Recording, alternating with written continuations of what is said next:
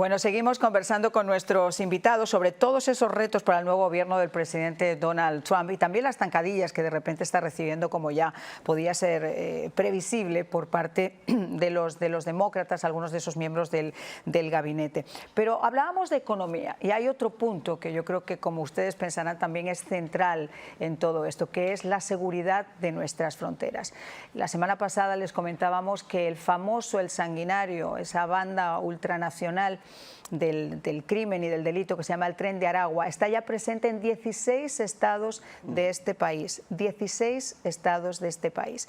Y como decían mis invitados hace instantes, tristemente esa frontera sigue siendo porosa, sigue siendo una frontera abierta donde todavía siguen pasando no solamente gente de bien que está tratando en última instancia de buscar una oportunidad, sino mucha gente que está tratando de hacer su agosto, que vienen de las cárceles, que vienen con unos récords criminales absolutamente increíbles. Se hablaba de casi 426.000 individuos con antecedentes penales, violación, algunos incluso con delitos de sangre, con asesinato, que estarían en estos momentos en nuestro país. Algunos con órdenes de deportación, pero sin hacerse efecto, y otros simplemente libres por las calles. Hay un vídeo que me llamó la atención este fin de semana, que quise traerlo a la mesa para que podamos comentarlo, porque para mí el mayor drama y la mayor vergüenza que le debería dar a esta administración son los más de 600.000 niños, entre 350.000 cifran y otros 600.000 niños menores no acompañados que ha perdido esta administración, que nadie sabe dónde están. Vamos a ver uno de estos videos.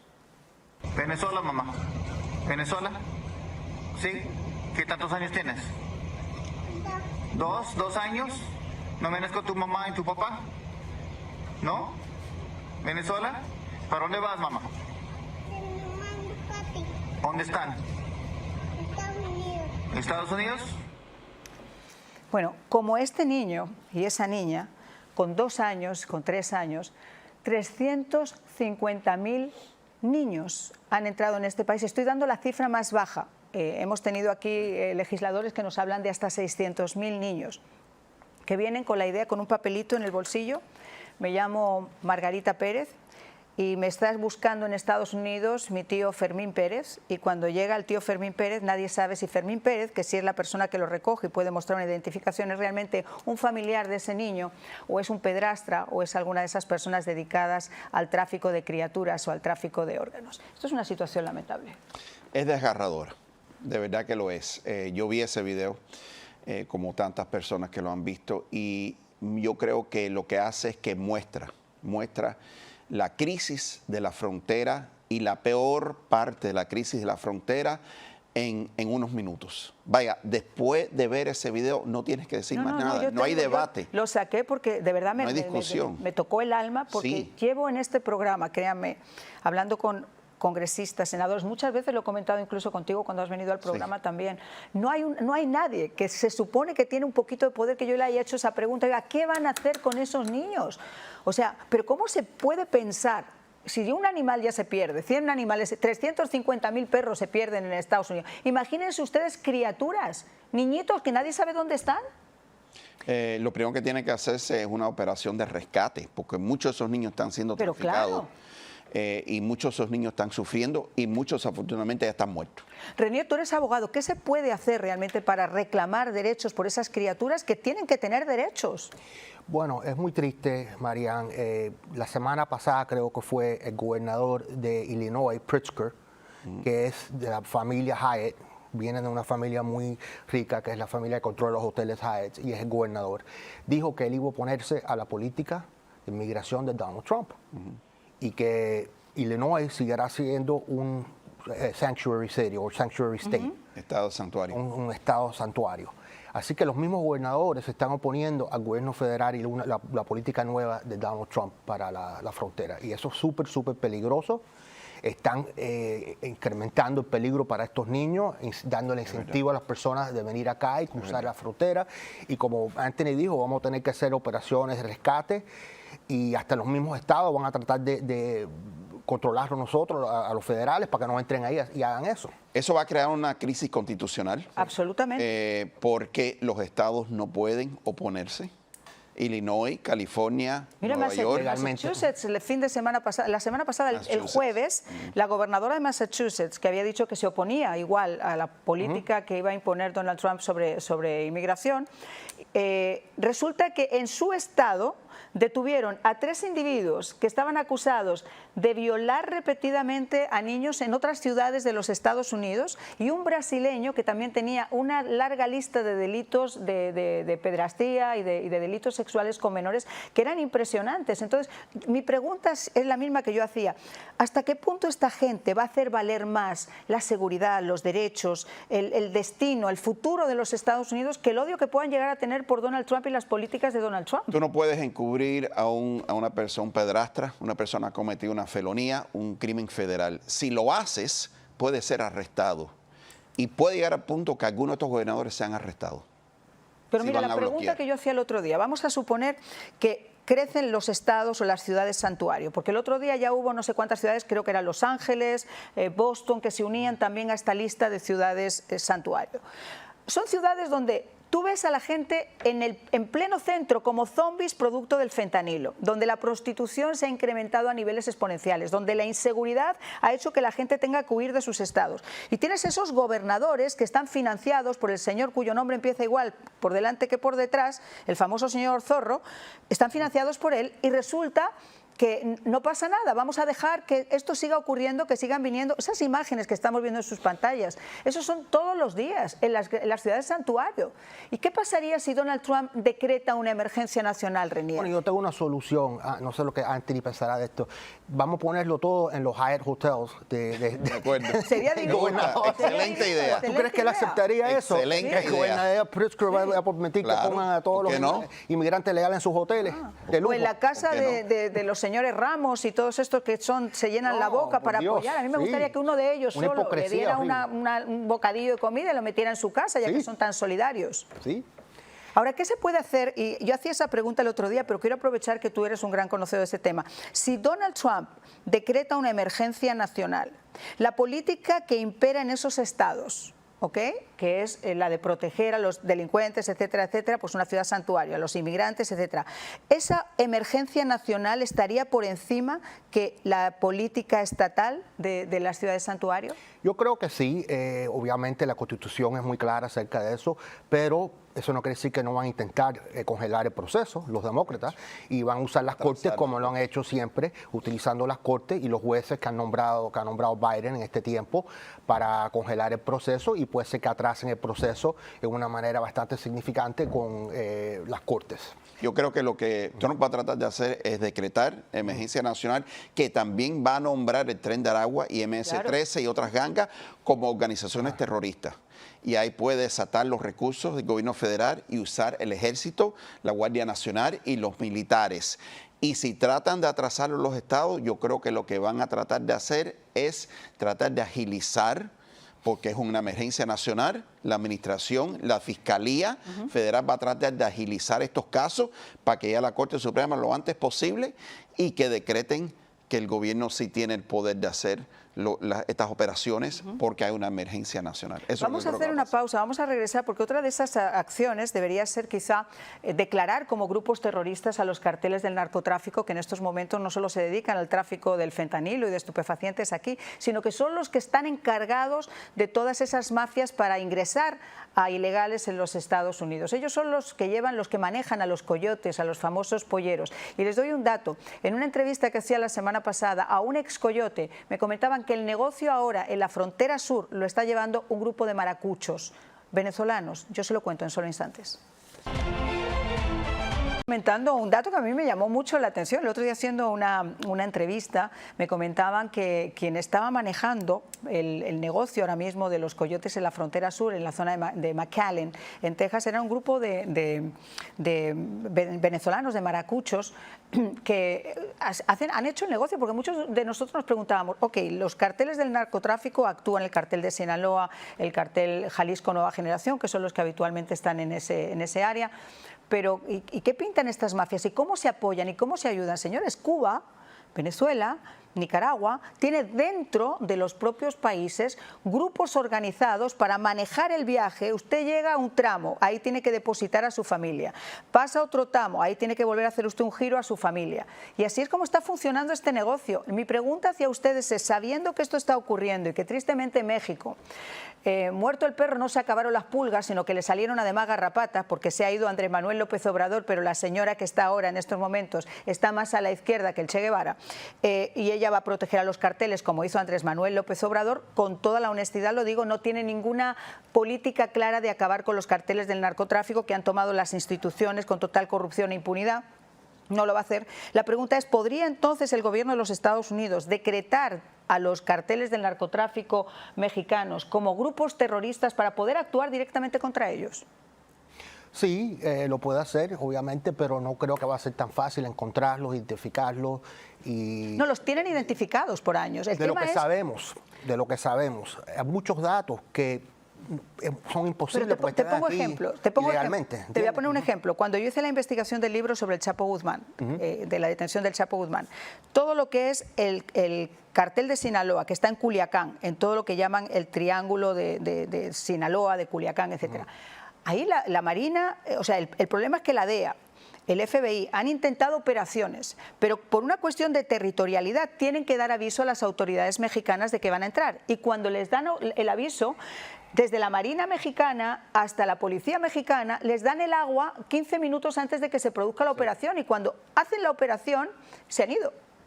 Sí. Sin duda es una conspiración que hay total entre todos estos grupos corruptos, pero los Estados Unidos...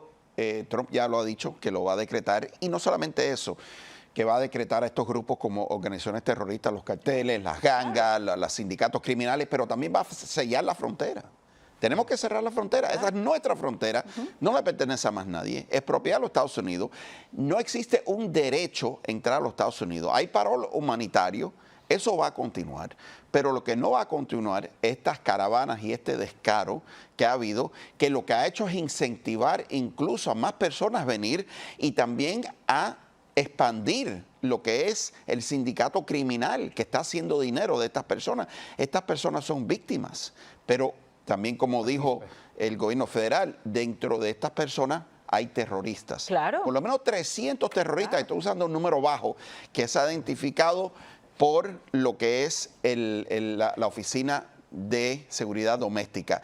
Tenemos también asesinos, violadores. Entonces, todas estas personas también están entrando, los buenos con los malos. Y el perfil del individuo que está entrando, individuos solos, de una edad joven. Sí. A mí, por ejemplo, nos llamaba la atención, había cerca de 26.000 chinos que habían entrado solamente en lo que era al comienzo del año, en edad pues de entrar en el ejército, solos, vienen para acá, y nadie entendía exactamente cuál era el motivo. Cuando tú les preguntabas en la frontera, que les ponían un micrófono, desde el señor de Senegal hasta el señor de Argelia, que por cierto, este es otro tema, ¿cuánto le cuesta a alguien de esos países venir hasta Estados Unidos? Llegan hasta el aeropuerto del Dorado en Colombia porque no les exigen visado.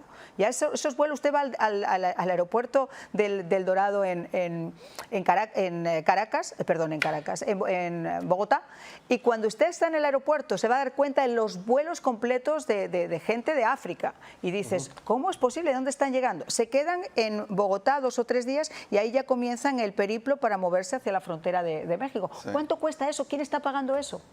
Lo que es una invasión coordinada y orquestada por los enemigos de este país, de los Estados Unidos. Y es lo que es, simplemente, es una invasión. Y por eso que es un acto de guerra, en mi opinión, y tenemos que tener una mano firme en la Casa Blanca.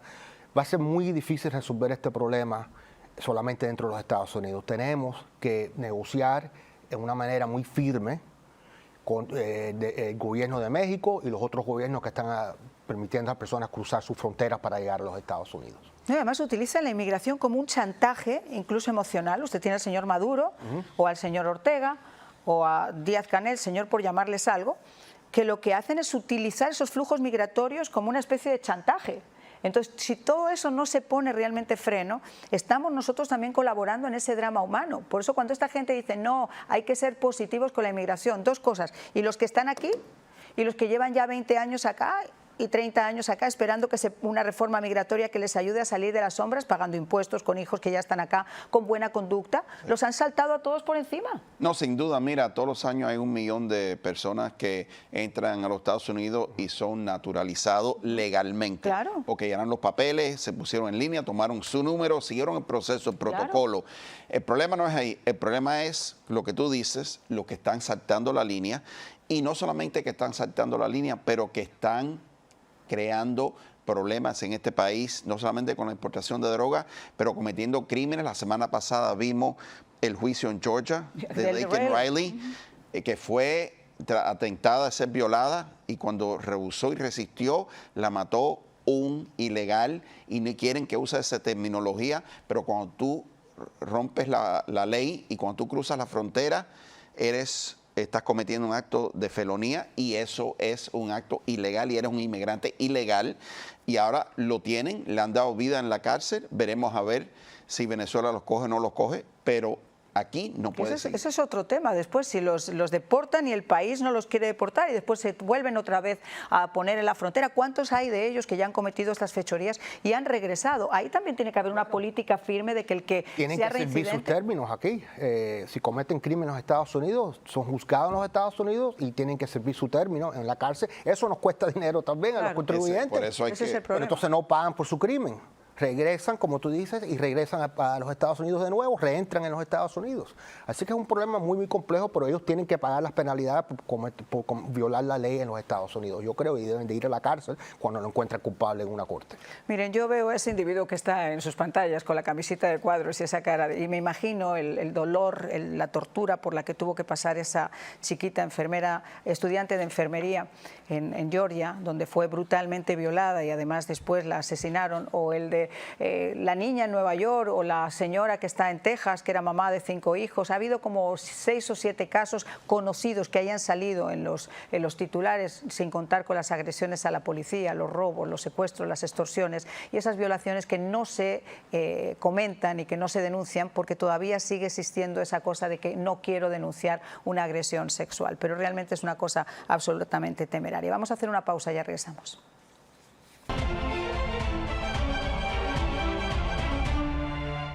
Cuando se trata de un plan de Medicare Advantage, hay muchas dudas. ¿Cuánto cuesta?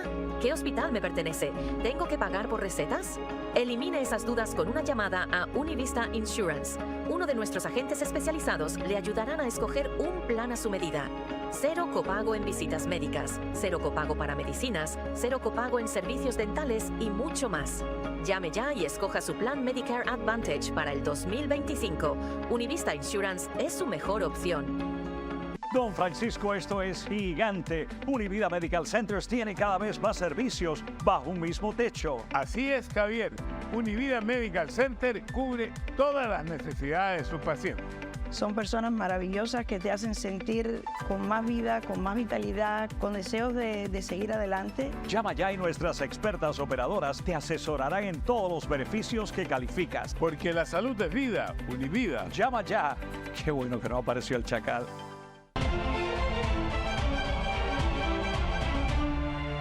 Bueno, pues estamos llegando casi al final de nuestro programa. Se ha volado porque son tantos realmente los retos y tantas las cosas de las que hablar en esta nueva administración del presidente Donald Trump. Vamos a tener tiempo, obviamente, de hacerlo, pero mientras tanto quisiera que me dieran ustedes sus conclusiones a todos estos temas. Es un nuevo día en los Estados Unidos, tenemos una gran oportunidad. El presidente Trump va a tener una oportunidad de poner un equipo en lugar muy efectivo, yo creo, con perspectivas diferentes, y va a llegar a buen consenso para las cosas y las emergencias que tenemos en nuestro país, la economía obviamente, la inmigración, el Estado profundo, cómo eliminar algunas de estas personas, estos burócratas que usted mencionó al principio de su programa, que van a hacer todo lo posible para bloquear el Departamento de Justicia, todo lo posible para bloquear lo que quiere hacer el presidente Trump, incluyendo las cortes también.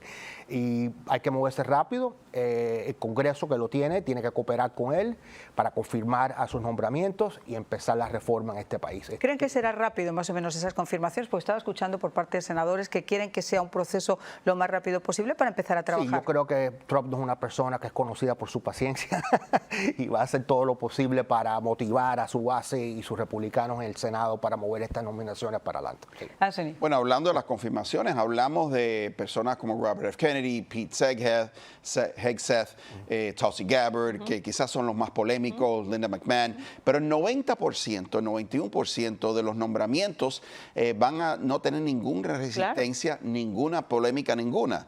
Por lo tanto, yo creo que se le va a hacer más fácil a los senadores. Ellos toman en serio su privilegio de control y equilibrio que le da la Constitución para confirmar a estos miembros del gabinete. Pero hay un realineamiento. Lo que estas elecciones nos dijo a nosotros, que hay un realineamiento cultural en este país, muy similar al realineamiento político y cultural que hubo en 1980, cuando Jimmy Carter pierde su reelección contra Ronald Reagan. Ronald Reagan dijo que era mañana en América. Y el país empezó a ir más hacia la derecha, más hacia un giro conservador. Y ya lo estamos viendo ahora. Estamos viendo cosas que están ocurriendo, decisiones que han ocurrido en Hollywood, anuncios que están saliendo en donde la voz conservadora se está sintiendo más fortalecida y está sintiéndose más apto y más confiado a expresar su opinión. Y ese realineamiento ocurre porque se rechazó las propuestas comunistas y socialistas de los demócratas, se rechazó el extremismo del aborto, se rechazó la ideología de género, y no lo estoy diciendo yo, eso lo dice el presidente del LULAC. El presidente del LULAC dijo que el hombre hispano, por esas razones, rechazó a Kamala Harris. Y estamos viendo también un realineamiento en lo que viene a la identidad de política. Ha habido un rechazo total de la identidad de política y el afroamericano ahora está votando republicano en números que no se habían visto en la historia recién. Hispanos también, lo vimos con asiáticos, lo estamos viendo con las mujeres, 51% de las mujeres blancas votaron por Donald Trump. O sea, estamos viendo que se está rompiendo esas ataduras que esos grupos tenían con el Partido Demócrata. La gente ha votado por la realidad y la gente ha votado precisamente por ese cambio cultural que tú estás diciendo. A nadie le agrada, si tienes hijos, si tienes nietos, pensar en que tú le puedes dejar un mundo tan complejo, tan complicado como se perfilaba en estos últimos 4 años de la administración. Hablamos de las criaturas, pero ¿cuántos jóvenes no hay en estos momentos que están sumidos en profundas confusiones que hace muchísimos años no tenían, obviamente porque desde que estaban en los colegios, como yo les digo siempre, con 4 y con 5 años les estaban preguntando si querían tener una vagina o si querían tener un pene, y eso les era más preocupante que enseñarles matemáticas, lenguaje y hacerles hombres de bien, con valores que puedan compartir con la familia. Pero bueno, la gente, como dice Anthony, como dice Renier, hemos votado por un cambio. Lo único que se espera ahora es la oportunidad realmente de que puedan comenzar a trabajar y que se pueda por lo menos intentar ese cambio. Muchísimas gracias a los dos por habernos acompañado, gracias. Como siempre un placer, y a ustedes, antes de despedirme, como siempre les digo, si se trata de tomar buenas decisiones, llame usted a Univista Insurance, porque la temporada de Obamacare ha comenzado ya, estará hasta el día 15 de diciembre. Si usted no tiene un seguro para usted o para su familia, llame para ver que las agentes miren cuáles son sus ingresos y cuál es realmente el que mejor se adapta a sus necesidades. Que pasen una feliz noche.